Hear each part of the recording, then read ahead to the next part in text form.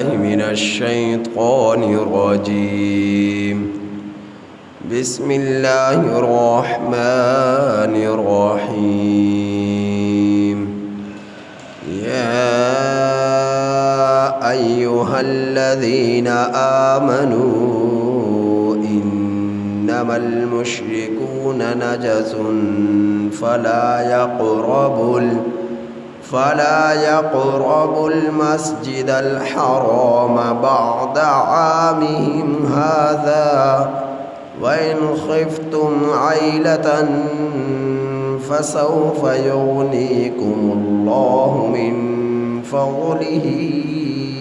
إن شاء إن الله عليم حكيم. یہ سورہ توبہ کی آیت نمبر 28 آپ حضرات کے سامنے تلاوت ہوئی. اس آیت کریمہ کا ترجمہ یہ ہے: یا ایھا الذین آمنو، اے وہ لوگوں جو ایمان لائے، انما المشرکون، پکی بات ہے، نری بات ہے کہ مشرکین نجسن، پلید ہیں. انما المشرکون نجسن، پختہ بات ہے کہ مشرکین نری پلیدی ہے. فلا یقربوا المسجد الحرام، سو یہ لوگ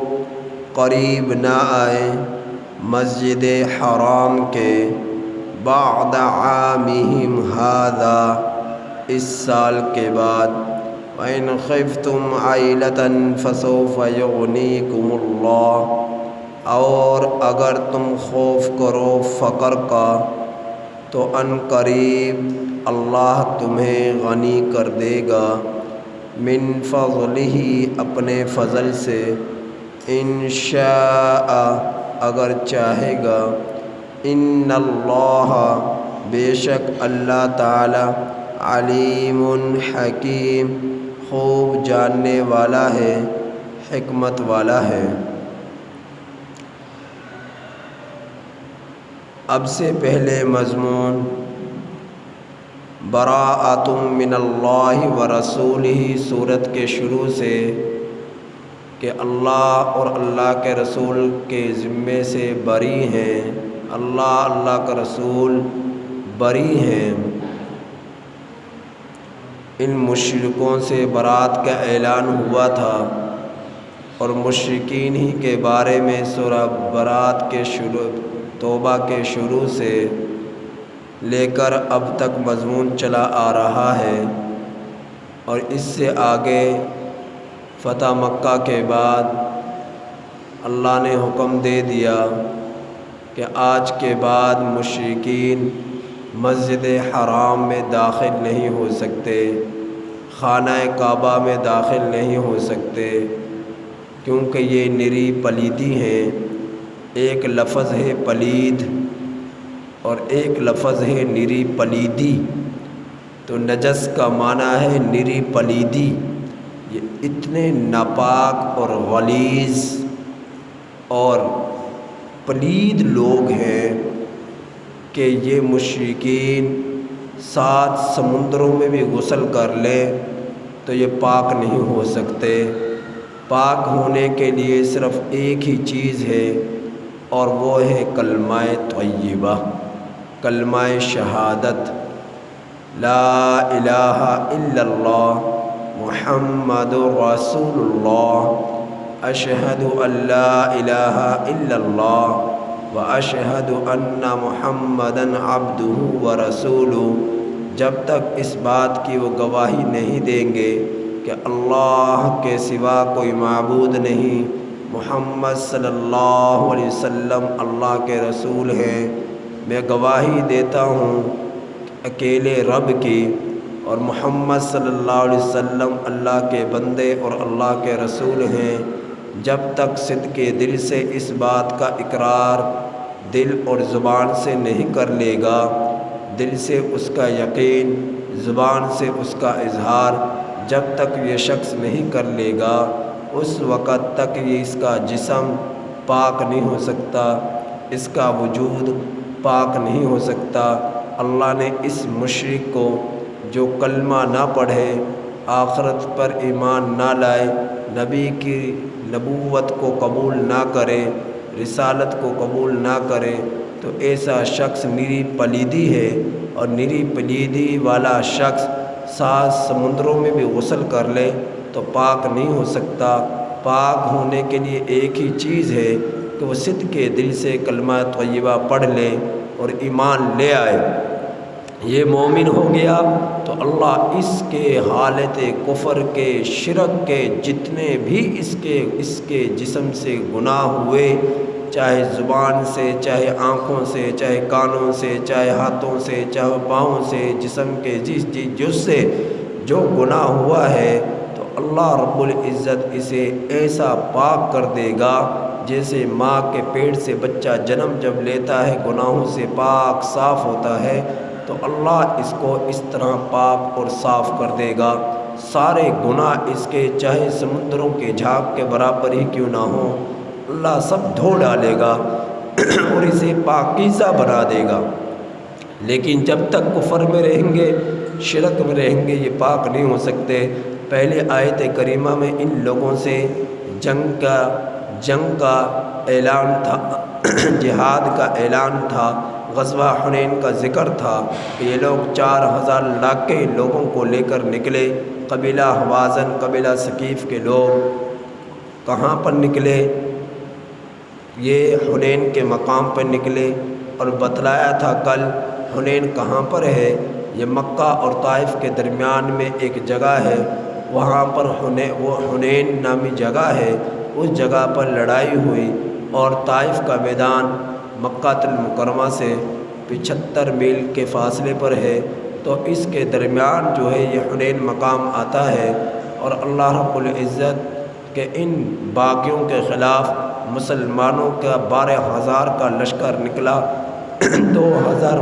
نئے مسلمان مکہ کے ہونے والے وہ شامل ہوئے، 10,000 اہل مدینہ کے مسلمان شامل ہوئے، 12,000 تعداد ہوئی۔ کچھ لوگوں کے دل میں یہ بات آئی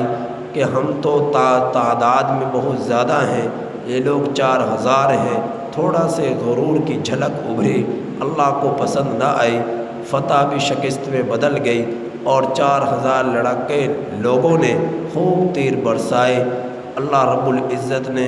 نبی کی رسالت کی برکت سے دوبارہ صحابہ کو استقامت عطا فرمائی، جوش اور ولولہ عطا فرمایا، اور پھر انہوں نے یہ لڑے ان مشرکوں سے، یہ جو آئے تھے قبیلہ حوازن کے لوگ، بنو ثقیف کے لوگ، پھر ان کو گرفتار کر لیا۔ ان کے 40,000 بھیڑ بکریاں جب گرفتار ہو کر آئی، ان کے 24,000 اونٹ آئے، سونے چاندی جواہرات کے جو ڈھیر لگے ہوئے تھے وہ آئے، اور ان کے 4,000 قیدی آئے، جس میں مرد تھے، بچے تھے، جوان تھے، بوڑھے تھے، یہ سب کے سب اس میں گرفتار ہو کر آئے۔ 14-15 دن اللہ کے نبی نے انتظار کیا، شاید یہ لوگ مسلمان ہو جائیں، لیکن یہ لوگ مسلمان نہ ہوئے، تو مال غنیمت کے طور پر سارا مال تقسیم کر دیا۔ جب تقسیم ہو چکا، اس کے بعد پھر ان لوگوں نے اسلام قبول کیا، کلمہ پڑھا، اور یہ مسلمان ہو گئے۔ اور جب مسلمان ہو گئے، اب مال غنیمت تو تقسیم ہو چکا تھا،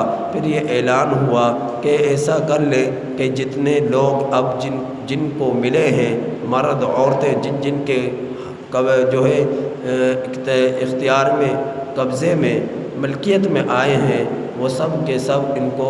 آزاد کر دیں، یہ اپنے گھروں میں چلے جائیں۔ آج یہ مسلمان ہو چکے ہیں، تو صحابہ رضی اللہ تعالیٰ عنہم اجمعین نے ان سب کو آزاد کر دیا اور ان کو قید سے نجات عطا فرما دی۔ تو یہ مشرک لوگ تھے اور مسلمان ہو کر، ناپاک ہو کر آئے تھے، پلید ہو کر آئے تھے، پاکیزہ بن کر گئے، پاک بن کر ہو کر گئے، اور ان کا جسم گناہوں سے دھل گیا۔ تو کلمہ شہادت یہ ایسی چیز ہے کہ اسی سے مشرک پاک ہو سکتا ہے، اسی گواہی سے مشرک نجس سے نکل سکتا ہے، اسی گواہی سے ایمان یافتہ ہو سکتا ہے۔ لہٰذا گواہی دل سے جو دیتا ہے، کلمہ شہادت پڑھتا ہے، کافر ہے، یہودی ہے، مشرک ہے، سائبین میں سے ہے، مجوسی ہے، آتش پرست ہے، جو بھی ہے، کلمہ شہادت سے ہٹ کر زندگی بسر کر رہا تھا، کسی اور مذہب کو اختیار کیے ہوئے تھا، جو ہی اس نے کلمہ پڑھا سچے دل سے، زبان کے اظہار سے، تو اللہ رب العزت اس کو پاک صاف پاکیزہ بنا دیتا ہے۔ تو اللہ تعالیٰ نے ان مشرکوں پر پابندی لگائی کہ اے ایمان والو جو ایمان لا چکے ہیں، آج کے بعد تمہارا کام یہ ہے، اب سے پہلے خانہ کعبہ پر ان کی حکمرانی تھی، یہ لوگ یہاں پر تھے اور تمہیں انہوں نے دور کر دیا، اپنے شہر سے تمہیں نکال دیا، آج کے بعد تمہیں یہ حکم ہے اب تم یہاں رہو گے، یہ لوگ یہاں سے نکلیں گے، اور آج کے بعد یہ لوگ میرے گھر کے قریب نہ آنے پائیں، میرے حرم کے قریب نہ آنے پائیں۔ کیوں نہ آنے پائیں؟ نجسن، کیونکہ یہ نری پلیدی ہے، نجسن یہ نری پلیدی ہے، اور پلید شخص میرے گھر کے قریب نہیں آ سکتا، میرے حرم کے قریب نہیں آ سکتا۔ اے ایمان والو ان کو دور کر ڈالو میرے حرم سے، یہ میرا رب فرما رہا ہے۔ فلا یقرب المسجد الحرام، یہ لوگ مسجد حرام کے قریب نہ آنے پائے، بعد عامہم ھذا، اس سال کے بعد، وَإِنْ خِفْتُمْ عَيْلَةً، اور اگر تم خوف کرو فقر کا، کیونکہ مسلمانوں کے دل میں یہ خیال آیا، یہ وہم آیا کہ ہماری تو تجارت کا سارا دار و مدار ان مشرکوں، یہودیوں، کافروں کے ساتھ ہے، اگر ہم ان سے تجارت بند کر دیں گے، ان کا آنا جانا یہاں سے بند کر دیں گے، تو ہمارے کیسا رزق کا انتظام ہوگا، کس طرح ہماری تجارت چلے گی؟ میرے رب نے اس کا بھی جواب دیا، وَإِنْ خِفْتُمْ عَيْلًا، اگر تم خوف کرو فقر کا، فَسَوْفَ يُغْنِيكُمُ اللَّهُ مِنْ فَضْلِهِ، تو ان قریب تمہارا رب تمہیں غنی کر دے گا اپنے فضل سے، انشاء، اگر چاہے گا، کیونکہ رزق کا قبضہ قدرت تو میرے رب کے پاس ہے، دنیا کے کسی حکمران کے پاس نہیں، طاقتور کے پاس نہیں، یہ قبضہ قدرت کسی کو زیادہ رزق دینا، کسی کو کم رزق دینا، کسی کو غریب بنانا، کسی کو امیر بنانا، کسی کو کمزور بنانا، کسی کو طاقتور بنانا، کسی کو حکومت دینا، کسی کو غلامی دینا، کسی کو قید میں ڈالنا، کسی کو قید سے نجات دینا، یہ سب کچھ میرے رب کے اختیار میں ہے۔ آج یقین ہمارے دلوں سے نکل چکا ہے، اسی لیے تو ہم حرام راستوں کو اختیار کرتے ہیں، اپنی دکانداری میں بددیانتی کرتے ہیں، جھوٹ بولتے ہیں، سود کھاتے ہیں، رشوت لیتے ہیں، گناہ کے کام کرتے ہیں، جو سبب ہمیں ملے اس سے مال کو ہڑپنے کی کوشش کرتے ہیں، جبکہ اللہ نے رزق کا ذمہ لیا ہے۔ ان اللہ هو الرزاق ذو القوۃ المتین، بے شک اللہ رزق دینے والا ہے اور رزق دینے میں وہ قوی ہے، طاقتور ہے۔ وما من دابۃ فی الارض الا علی اللہ رزقها ویعلم مستقرها ومستودعها، میرا رب فرما رہا ہے روئے زمین پر جتنے بھی جاندار ہیں، چلتے ہیں، پھرتے ہیں، رینگتے ہیں، دوڑتے ہیں، سب کا رزق، چاہے وہ تھوڑی دن کے لیے آیا ہو جانور، چاہے زیادہ دن کے لیے آیا ہو، یہ انسان بھی ایک حیوان ہی کی ایک قسم ہے، اور یہ سب سے زیادہ باشعور ہے۔ اس کے نیچے نیچے جتنے بھی غیر شعور جانور ہیں، غیر ذوی العقول ہیں یا ذوی العقول ہیں، سب کے سب حیوانات کی قسم میں آتے ہیں۔ میرا رب فرمایا ان سب کا ذمہ میرے ہے کہ میں ان کو رزق دے کر رہوں گا۔ پھر حدیث میں میرا نبی نے فرمایا کہ ان اللہ یطلب الرزق کما یطلب اجل، رزق تو بندے کو ایسے اپنی طرف کھینچتا ہے جس طرح موت دن بہ دن ہر قدم کے ساتھ انسان کو اپنے قریب سے قریب تر کرتی جا رہی ہے، رزق بھی اسی طرح انسان کے پاس پہنچ کر رہے گا۔ تو پھر کس لیے ہم حرام کھاتے ہیں، کس لیے ہم غلط راستوں کو اختیار کرتے ہیں، کس لیے ہم اپنے مال کو بیچنے کے لیے جھوٹ بولتے ہیں، کس لیے ہم سود کھاتے ہیں، رشوت کھاتے ہیں، جبکہ اللہ نے رزق کا ذمہ لیا لیکن وہ یقین اتر چکا ہے۔ اس لیے ساری بددیانتیاں، سارا مکر، سارا جھوٹ، سارے دغے، سارے ڈاکے، سارے چوری کے معاملات یہ کیوں پیدا ہو رہے ہیں؟ یہ اس لیے ہو رہے ہیں کیونکہ اللہ کی طرف سے مقرر وعدہ کیا ہوا رزق کا جو یقین تھا وہ ہمارے دلوں سے قلوب سے نکل چکا ہے، سرایت کر چکا ہے۔ اس لیے ہم جس طرح بن پڑتا ہے مال کو ہڑپنے کی کوشش کرتے ہیں تو اللہ نے جو دینا ہے وہ تو مل کر رہے گا۔ تو اللہ فرما رہا ہے کہ اگر تم خوف کرتے ہو فقر کا کہ یہ لوگ اب تجارت کے لیے ان پر پابندی لگ گئی کہ یہ حرم میں داخل نہیں ہو سکتے، تو اب تجارت ہم کس سے کریں گے، مال کیسے آئے گا، کس طرح ہمارے روزگار چلے گا؟ میں رب نے فرمایا فسوف یغنیکم اللہ من فضلہ ان شاء، ان قریب تمہارا رب تمہیں غنی کر دے گا اپنے فضل سے، اگر چاہے گا۔ رب کے حکم پر عمل کرو، رزق دینا تمہارا رب کے ذمے ہے۔ ان اللہ علیم حکیم، بے شک اللہ تعالیٰ خوب جاننے والا ہے، حکمت والا ہے۔ قاتل الذین لا یؤمنون سے یہ اگلی آیت ہے۔ اس آیت کریمہ سے اللہ رب العزت تمام جزیرہ عرب میں رہنے والے کافر، مشرک، منافق، یہودی، عیسائی، صائبی جتنے بھی ہیں ان سب کو لیے قتال کا میرا رب حکم دے رہا ہے کہ ان سے قتال کرو۔ اس کے بارے میں کل انشاءاللہ تفصیل بیان کروں گا۔ تو ایک آیت آج آپ حضرات کے سامنے تلاوت کی، اس کا ترجمہ ہوا، اس کی تفسیر ہوئی، جس سے یہ بات واضح ہوئی کہ حرم شریف کے اندر مشرکین کا قیامت تک کے لیے داخلہ ممنوع ہے۔ اور کیوں ممنوع ہے؟ کیونکہ شرک کی بنا پر یہ نیر پلید ہے، اور حرم شریف اللہ کی پاکیزہ سرزمین ہے۔ پاکیزہ سرزمین پر ناپاک، نجس، پلید شخص نہیں آ سکتا۔ پلید لفظ ہلکا پڑ جاتا ہے، نری پلیدی لفظ بھاری پڑ جاتا ہے۔ تو نجس کا معنی ہے نری پلیدی۔ یہ اس قدر نرے پلید ہیں کہ یہ حرم کے قریب آنے کے حقدار نہیں ہے، حرم میں داخل ہونے کا انہیں اختیار نہیں ہے، لہٰذا آج کے بعد یہ یہاں پر آنے نہ پائیں۔ نکال دو ان کو جزیرہ عرب سے، نکال دو ان کو حرم شریف سے۔ تو آج آپ دیکھیں گے حرم شریف کے اندر شہر مکہ میں، شہر مدینہ میں کوئی آپ کو مشرک نظر نہیں آئے گا، کوئی کافر نظر نہیں آئے گا، کوئی یہودی نظر نہیں آئے گا، کوئی منافق نظر نہیں آئے گا۔ حالانکہ دنیا بھر سے لاکھوں کا مجمع ہوتا ہے، لاکھوں کی تعداد ہوتی ہے، لیکن آپ نے کبھی دیکھا ہے کوئی یہودی وہاں پر ہو، کوئی عیسائی وہاں پر ہو، کوئی مشرک وہاں پر ہو؟ کسی مذہب کا کوئی شخص وہاں پر نہیں داخل ہو سکتا۔ اس دھرتی پر، سرزمین پر اگر کوئی آئے گا تو وہ آئے گا جو رب کی گواہی دینے والا ہوگا، جو نبی کی رسالت کو قبول کرنے والا ہوگا، جو قرآن کو قبول کرنے والا ہوگا، جو آخرت پر یقین رکھنے والا ہوگا، جو بے بعد موت پر یقین رکھنے والا ہوگا، وہی وہاں پر داخل ہو سکتا، اس کے علاوہ کوئی نہیں آ سکتا۔ اللہ تعالیٰ سے دعا ہے کہ اللہ تعالیٰ ہمیں اس آیت کریمہ کی کامل سمجھ نصیب فرمائے اور عمل کی توفیق نصیب فرمائے۔